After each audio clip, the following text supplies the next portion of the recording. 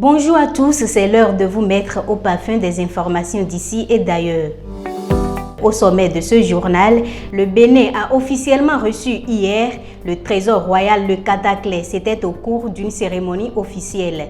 La HAC organise dès ce jour un séminaire de 2 jours sur la vérification des faits au profit des professionnels des médias en ligne.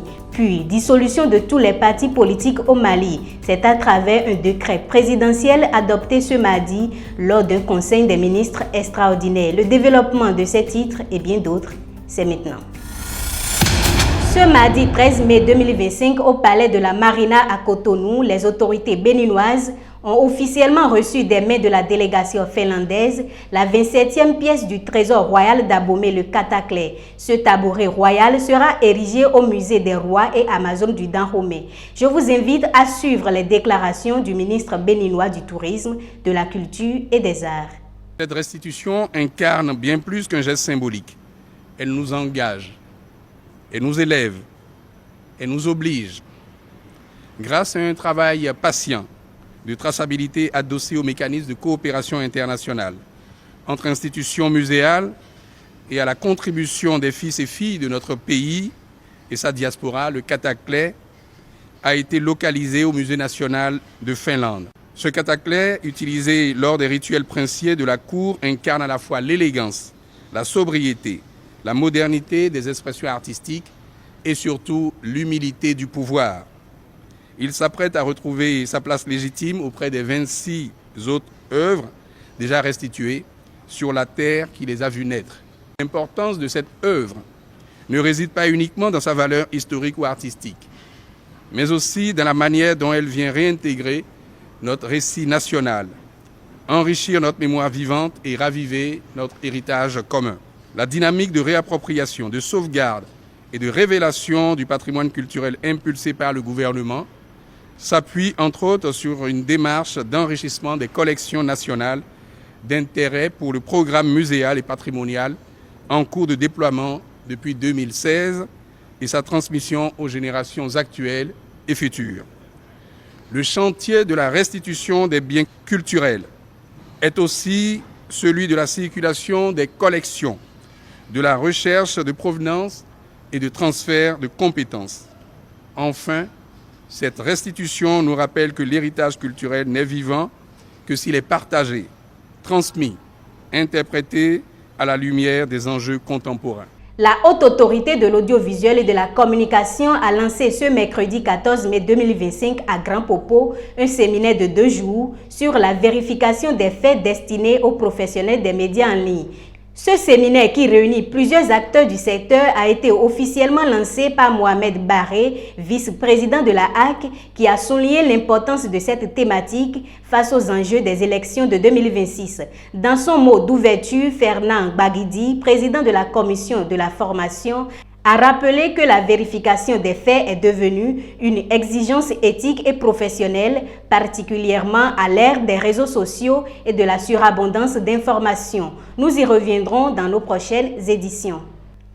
Le sommet mondial de la société de l'information s'ouvre ce mercredi 14 mai 2025 à Cotonou. La cérémonie, placée sous l'impulsion du président de l'Assemblée nationale Louis Vlavonou, s'anime autour du thème « Succès, défis et perspectives ». Son objectif est de réduire la fracture numérique et d'exploiter le potentiel des technologies de la communication et de l'information au service du développement durable.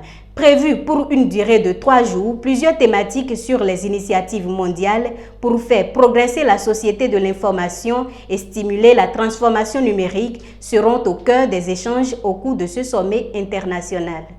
Une information en justice dans ce journal lourde condamnation financière pour un locataire au tribunal de commerce de Cotonou hier. Il n'a pas payé le loyer d'un immeuble qu'il a loué au quartier Saint-Michel depuis près de 15 ans. Il s'agit d'un ensemble boutique, magasin et salle d'exposition indépendant pour lequel il devait payer 300 000 francs par mois. Le contrat de 3 ans signé en 2007 devrait arriver à échéance en 2010.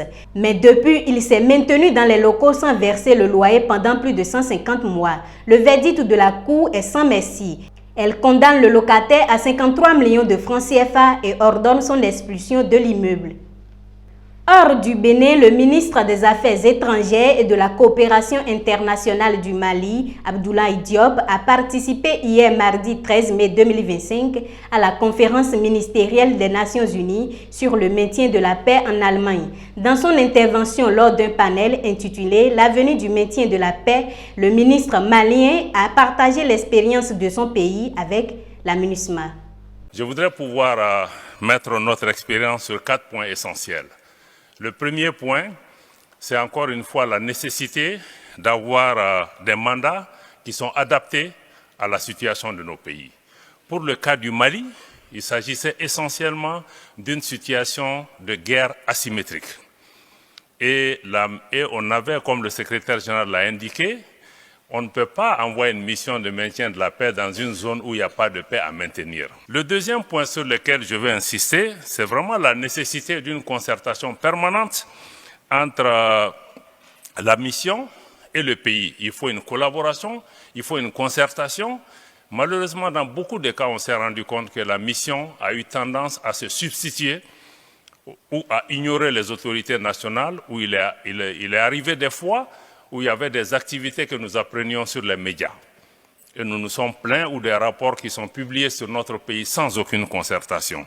Donc ça, il est absolument nécessaire qu'aucune mission ne peut opérer sans le consentement des États, aucune mission ne peut réussir sans concertation, sans collaboration avec les États.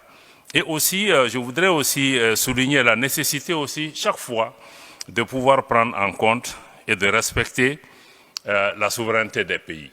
Ce qui me semble être extrêmement... Même les pays en crise, un État est un État et un État aspire à affirmer sa souveraineté. Les Nations Unies doivent toujours œuvrer à renforcer la souveraineté des pays et travailler aussi pour l'appropriation nationale. La mission n'a pas vocation à être éternelle. Il faut travailler pour bâtir les capacités dans le pays pour pouvoir faire le travail. La mission recevait près de 1,3 milliard de dollars par an, mais je peux vous dire les ressources qui étaient affectées à l'État malien pour bâtir ses capacités, pour assurer sa sécurité, étaient pratiquement négligeables.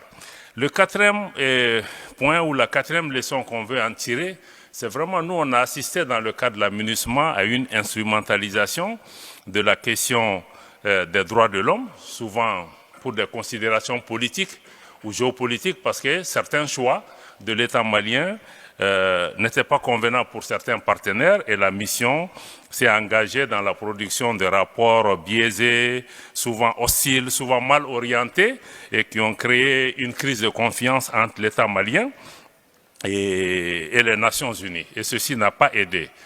Nous voudrions aussi profiter de l'occasion pour pouvoir dénoncer en tout cas la politique ou la pratique de porte-plume. Nous pensons que les Nations Unies ne doivent pas perpétuer des systèmes de domination coloniale de nos pays, qui n'est pas acceptable que 60 ans après les indépendances, que ce soit des anciennes puissances coloniales qui puissent écrire des résolutions sur nos pays, souvent avec des attitudes de mépris, des attitudes de condescendance. Donc il est absolument important que ces 4 leçons puissent être prises en compte. Nous ne disons pas que les missions ne sont pas utiles, elles sont utiles si l'ensemble de ces préoccupations sont prises en considération pour aider les pays à sortir et à aller vers une stabilité et une paix durable.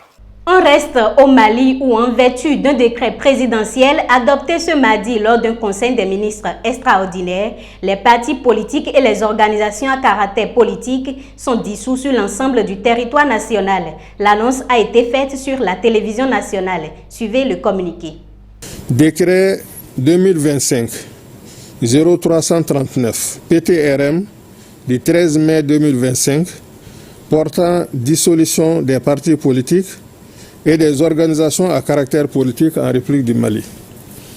Le président de la transition, chef de l'État, vu la Constitution, vu la charte de la transition, vu les résultats de la consultation des forces vives de la nation dans les régions et dans le district de Bamako et les Maliens établis à l'extérieur les 16 et 17 avril 2025, vu les résultats de la consultation des forces vives de la nation et les Maliens établis à l'extérieur lors de la phase nationale tenue à Bamako les 28 et 29 avril 2025, statuant en Conseil des ministres, décrète. Article 1er.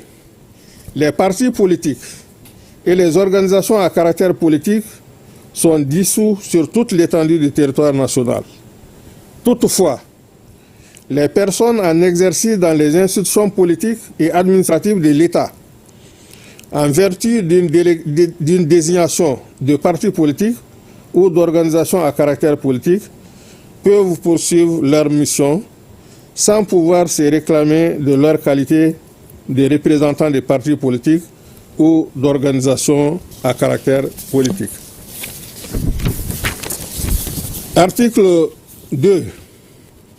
En vertu du présent décret, il est prescrit notamment l'interdiction de toute réunion des membres des partis politiques et des organisations à caractère politique dissous, l'interdiction à toute personne de favoriser la réunion des membres d'un parti politique dissous, notamment en consentant l'usage d'un local dont elle dispose ou la mise à disposition de tout autre moyen à but politique. L'interdiction de toute activité comme fondateur, président, directeur ou administrateur des organisations dissoutes. D'une manière générale, l'interdiction de toute autre activité politique ou à caractère politique de la part des organisations dissoutes. Article 3. Toute violation des dispositions du présent décret expose les auteurs et complices aux sanctions prévues par les lois et règlements en vigueur. Article 4. Le présent décret abroge le décret 2025-0318 PTRM du 7 mai 2025 portant suspension des activités des partis politiques. Article 5. Le présent décret sera enregistré et publié au journal officiel. Toujours au Mali, les autorités ont suspendu jusqu'à nouvel ordre la chaîne de télévision française TV5 Monde. La décision a été prise par la haute autorité de la communication ce mardi. Il est reproché à la chaîne un manque d'impartialité dans un reportage diffusé le samedi 3 mai dans le journal Afrique consacré à une manifestation de l'opposition contre une éventuelle dissolution des partis politiques. La HAC accuse TV5 Monde de n'avoir donné la parole qu'aux responsables politiques opposés au régime qui ont tenu des propos jugés diffamatoires à l'égard des forces de sécurité. Pour rappel, ce n'est pas la première fois que TV5 Monde se fait suspendre par la HAC. Elle avait déjà été suspendue pour 3 mois en 2024. Et c'est la fin de cette édition du journal. Merci de l'avoir suivi. Retrouvez en direct sur notre site internet ac2tv.bj la grande édition du journal tous les jours à 13h, 16h, 20h, 23h, 3h et à 7h du matin. C'est également disponible en publication sur le site et sur l'ensemble de nos canaux digitaux. Portez-vous bien et je vous retrouve à très bientôt.